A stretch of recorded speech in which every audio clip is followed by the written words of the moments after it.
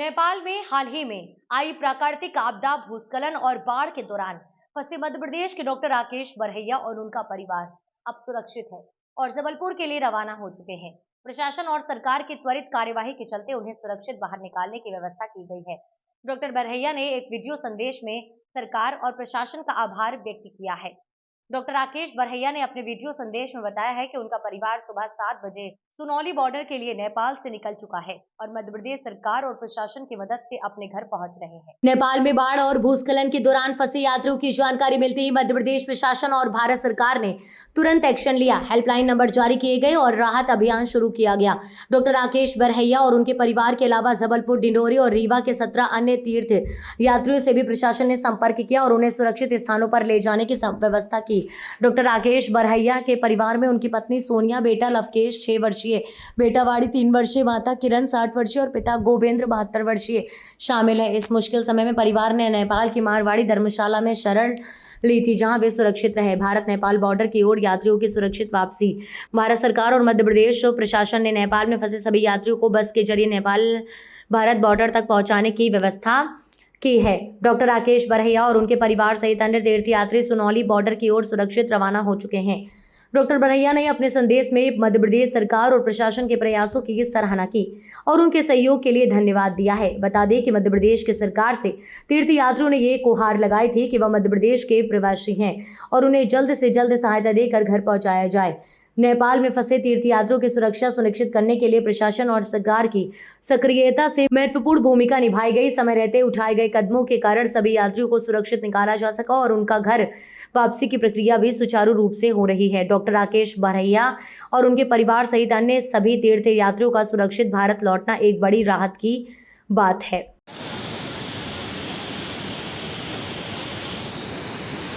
सेठ जी,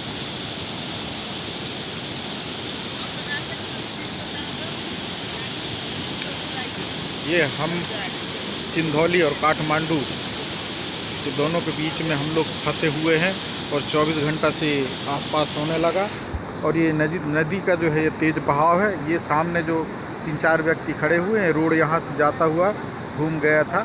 ये पहाड़ी के किनारे किनारे इस रोड को भी पूरा खोद के नदी बहा के ले गया है। इसी प्रकार से स्थिति इसके सामने और भी है, जिससे कि पूरा जिस तरीके से यहाँ पर ये नदी ने खोद के अलग कर दिया रोड को, इसी तरीके से वहाँ पर सामने पर भी खोद के और पूरी रोड को अलग कर दिया है। हम लोग कम से कम नहीं तो यहाँ पर 7 लोग हैं,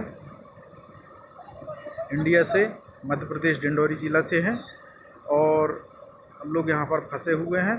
और इसके बाद यहाँ पर खाने पीने की भी दिक्कत है, किसी भी प्रकार का यहाँ पर कोई संसाधन नहीं है और आगे पीछे दोनों तरफ रोडों की समाप्त हो चुका है। और कम से कम नहीं तो 500-600 बड़ी छोटी गाड़ियाँ मिला के यहाँ पर सब फंसी हुई हैं। ये काठमांडू यहाँ से 75 किलोमीटर दूर है। सिंधवी घाटी के नाम से जाना जाता है। अचानक इतनी तेज़ बारिश हुई जिसकी वजह से यहाँ पर पूरा नदी जलमग्न कर दिया गया है। और इधर से भी देखो भूस्खलन होने की संभावना है बिल्कुल लगातार। एक तरफ नदी और दूसरी तरफ भूस्खलन और बीच में हम लोग यहाँ पर फंसे हुए हैं। तो हम सभी लोग भगवान श्री पशुपतिनाथ की कृपा से हम सभी लोग अब मध्य प्रदेश भारत की ओर रवाना हो गए हैं और अभी लगभग सुबह के 7:10 हो रहे हैं और अभी हम लोग सभी लोग कंसोली बॉर्डर में पहुंचेंगे। देखते हैं कितने बजे पहुंचेंगे। फिर कंसोली बॉर्डर से फिर हम सभी लोग मध्य प्रदेश प्रशासन के माध्यम से अपने अपने गृह जिला तक पहुंचने का प्रयास करेंगे। हरे कृष्णा। एमबीसी में हमने कंप्लेन किया। एमबीसी वालों ने कंप्लेन में हमको बताया कि इनको इंडियन को मत उठाइए, मंडल ताड़ से इनको मत उठाइए, हम उठवाएंगे। इन्होंने नेपाल आर्मी को बताया। नेपाल आर्मी को हम बहुत बहुत धन्यवाद देते हैं कि नेपाल आर्मी ने हमको वहाँ से उठा के ले आके धूलीखेत अस्पताल पे लेके आए, इलाज कराया इलाज भी करवाया। वहाँ उन्होंने हमको, और अभी हम लोग भारतीय राजदूत हमको भागा भी दिखाया, हमको भागा दिया गया। 3 बजे से भारतीय राजदूत दूतावास में, भारतीय दूतावास में यहाँ कार्यालय में बैठे थे। हमें यहाँ पे आरपी सिंह ने कोई रिस्पॉन्स नहीं दिया, और अभी हम लोग जा रहे हैं भटकते हुए नेपाल में, हमको कुछ पता नहीं है। और 1 लाख रुपए हम लोग टैक्स पेमेंट करते हैं, और भारत सरकार कहती है, अभी हमने न्यूज़ देखा है कि जो फंसे हुए लोग हैं 2 दिन पहले हमने रेस्क्यू करके ऑपरेशन करवा के निकलवा लिया है, लेकिन अभी तक भारत का एम्बेसी में पता नहीं है कि कितने लोग कहाँ पे फंसे हैं। ये समझ में आता है कि हम अपने दूतावास को ये समझ के आए थे कि हमारा घर है, हमारे को थोड़ा अच्छे से रिस्पॉन्स करेंगे, हमें सही गाइडलाइन करेंगे। यहाँ पे हमको बोले 7,500 रुपये दो और हम तुम्हारा पासपोर्ट बना के तुमको भारत भेजेंगे। तो इसका मतलब यहाँ पे रिश्वतखोरी होती है। दूसरा बात, हमारा भारत का न्यूज़ चैनल जो चला रहा है कि नेपाल में फंसा हुआ आदमी को रेस्क्यू कर रहे हैं, और भारत के मंत्री ने बताया, नेता ने बताया 2 दिन पहले रेस्क्यू किए। आज हमारी शकल और हालात और इन माताओं की और इन बच्चों का शकल कोई देखे कि क्या कंडीशन में हम लोग फंसे हैं। इस कंडीशन की वजह से साफ जाहिर होता है कि भारत देश की मीडिया भी गलत तरीके से न्यूज को प्रोवाइड कर रही है। हमारा हाथ जोड़कर मीडिया वालों से निवेदन है, कृपया करके गलत तरीके से न करें। ओ भैया, जो ये है ना, ये कहाँ से आए हो आप लोग? इंडिया से तो आए हो, अभी कहाँ से आए हो? अभी हम लोग जान बचा के वहाँ पर जब फंसे थे ना, मंगलतार से आए। मंगलतार।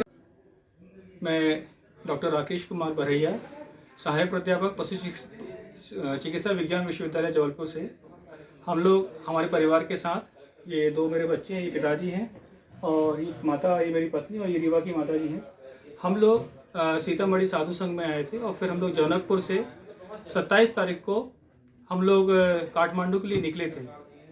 और वहाँ से निकलने के बाद एक सिंधौली जगह है, वहाँ से निकलने के बाद बहुत अतिवृष्टि और बहुत सारे पुल टूट जाने के कारण और लैंडस्लाइडिंग होने के कारण हमारी गाड़ी फंस गई थी, और हम 4 दिन तक वहाँ पर बिना पानी भोजन के बहुत ही बुरी तरीके से स्थिति में फंसे हुए थे। हम बच्चों को, और इनको लूज मोशन भी हो रहा था, माता जी को फीवर आ रहा था, हमको भी फीवर आ रहा था, और बहुत ही विकट परिस्थिति थी। मगर वहाँ पर उसी दौरान नेपाली आर्मी ने हमारे वहाँ पर जल, थोड़ा बिस्किट और सूखा सामान, राशन का सामान पहुँचाया, जिसके कारण हम अपनी जान को बचा सके। और हम लोगों ने उसी दौरान भारतीय दूतावास काठमांडू में, हम लोग वहीं पर किसी और के नंबर से, क्योंकि हमारे फ़ोन डेड हो चुके थे, हमारे पास कोई संपर्क नहीं था, तो लोकल के निवासियों से यहाँ के भारतीय दूतावास में संपर्क किया, और लगातार संपर्क करने के बाद भी वहाँ से हमें कोई सहायता ना मिली। और नेपाली आर्मी से बात करने पर उन्होंने ये बताया कि हमें भारतीय दूतावास से कोई निर्देश नहीं मिल रहे हैं आप लोगों को रेस्क्यू करने के। मगर हम सभी लोगों के बहुत ही प्रार्थना, निवेदन करने और हमारी स्थिति को देखने के बाद नेपाली आर्मी ने हम लोगों को यहाँ से हेलीकॉप्टर से, एक अस्पताल है धूलीखेल, वहाँ पर हमको रेस्क्यू किया। हमको वहाँ पर हमारी माता जी का तुरंत इलाज कराया, इनको इंजेक्शन लगवाया, इनका ब्लड टेस्ट के लिए भी वहाँ पर रिपोर्ट पहुँचाई, और हम सभी लोगों को वहाँ पर भोजन भी कराया। और हमको स्वयं के नेपाली सरकार के माध्यम से ही हमको भारतीय दूतावास में पहुँचाया भी।